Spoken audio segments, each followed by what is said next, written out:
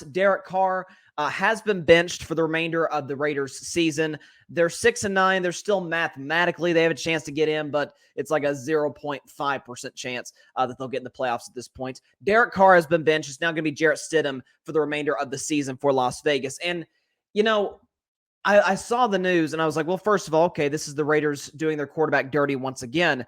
But then I was thinking about it. I was like, you know what? This is the best thing that has ever happened to Derek Carr in his NFL career. Excuse me. Because you think about getting drafted in the second round out of Fresno State in 2014 to Las Vegas. And I don't think we talk about dysfunctional franchises, right? We talk about Washington. We talk about Cleveland. We talk about they're having a good season this year, but for the most part, they've been dysfunctional. Detroit. I've put the Cowboys in that discussion in part, or in large part, due to the owner. There's many franchises we put in that group. I don't think we get give enough credit to the Las Vegas Raiders, formerly the Oakland Raiders, for how much of a train wreck that they've been. Keep in mind, they have not won a playoff game since they got to the Super Bowl in the 2002 season. Keep in mind that with Derek Carr, they made the playoffs twice. We say, well, Bryson, doesn't Derek Carr have something to do with that? I mean, he is the quarterback. He's been there for almost a decade. It's a fair question. But I would answer, I don't know, how well would you do if you had 6 head coaches in 9 years? If you had 5 offensive coordinators in 9 years? If you had to deal with the Antonio Brown controversy and drama that surrounded the team in 2019? How about when you had to deal with 2 years later, the John Gruden controversy that was bigger than even the NFL? Caused a big whirlwind of stories and opinions from all over the place. Having to deal with that. Having to deal with the tragedy of Henry Ruggs, right, who got arrested and convicted of manslaughter, right? How about dealing with Damon Arnett, having the gun in the Instagram video? How about dealing with other teammates who've gotten arrested for DUIs? How about dealing with the fact that 5 of the Raiders' last 6 first-round picks are not even with the team anymore? And there's a chance that the one outlier out of those 6, Josh Jacobs, probably isn't going to be a Raider next year because he's a free agent, and the Raiders are pretty much out of money. So I doubt they'll be able to pay him. So if you're Derek Carr, you've dealt with all of this, and this is how they react. Bench you after 9 years with the team, 9 years as the Raiders franchise quarterback. You think about Derek Carr's 3rd season in the league in 2016. Guy was right smack dab in the middle of the MVP race with guys like Matt Ryan, Aaron Rodgers, Dak Prescott, Tom Brady. Derek Carr was in that group. And then second to last week of the season, albeit, in a blowout, they were smoking the Indianapolis Colts, and Derek Carr went down with a season-ending broken leg. Raiders made the playoffs, but they got smacked, obviously, because they had their 3rd-string quarterback starting against the Houston Texans. 5 years later, got back to the playoffs. I made the case on this very show that Derek Carr should have finished 3rd for MVP behind Brady and Rodgers. That's how great I thought he was under the circumstances. You're talking about a guy who's made 3 Pro Bowls. Like, guy's no scrub. Having to play in one of the toughest divisions in the NFL. Hey, how'd you like to face Mahomes twice a year? And then once you got done with an old Phillip Rivers, oh yeah, now you get to face Justin Herbert twice a year. You got to face that Denver defense. Denver always has a good defense every year. You got to face them every season. Well, having to deal with a terrible owner, Mark Davis, that's been proven. 6 head coaches, 5 different offensive coordinators. A controversy revolving around one of your head coaches. A controversy revolving 3 years ago, basically the best player on your team.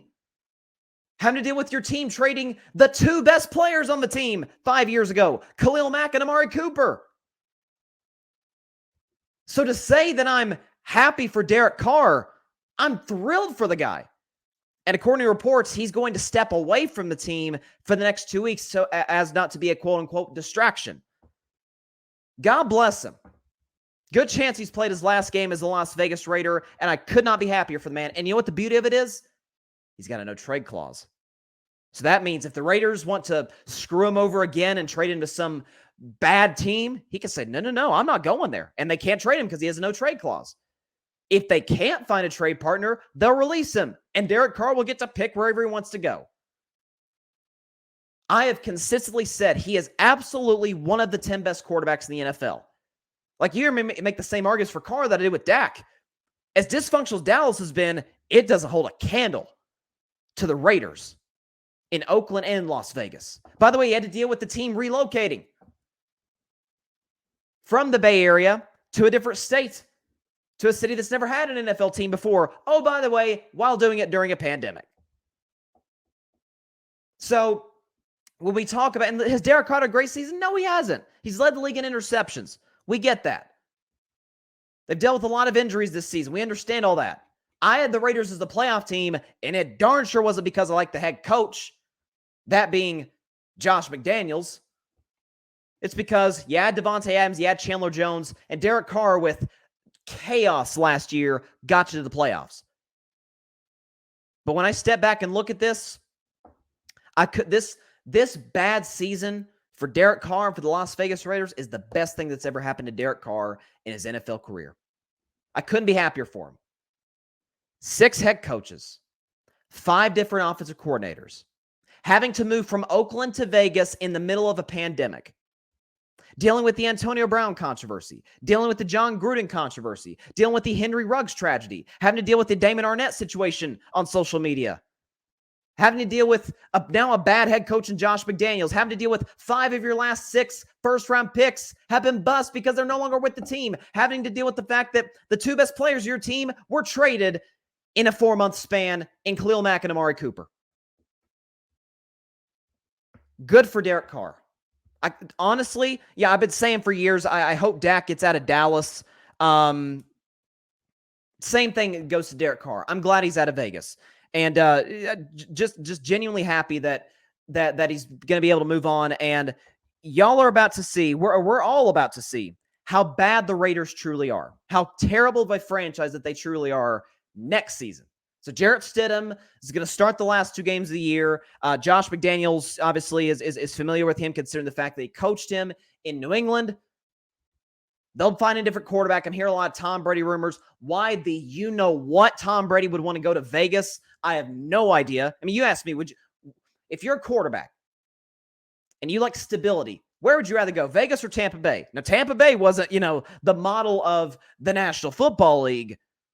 But they had a lot better situation. They had Bruce Arians, who's been to the playoffs multiple times, a head coach, more than proven. One of the top receivers in the league, Mike Evans. A great defense. Right, folks, since Derek Carr has been in Las Vegas, they have the last ranked defense in the NFL. Last in points allowed, last in takeaways. That's what he's had to deal with for the better part of a decade. I'm hearing a lot of rumors about the Jets, possibly. That'd be a good fit. Maybe the Jets have gotten their act turned around. Joe Douglas, the GM, has done a great job. Robert Saleh's done a good job. It's a great defense, and they got some real weapons. I mean, we saw once, Mike White was out of that mix. Once Zach Wilson was out of the mix, they actually looked like a decent offense. Add a franchise quarterback, a top 10 quarterback, an elite quarterback. And Derek Carr to the mix, hey, that'd be a problem. Thanks so much for watching the show on YouTube. Be sure to click that big red subscribe button and go check out the other clips and full shows of Carving It Up Live. Have a blessed day.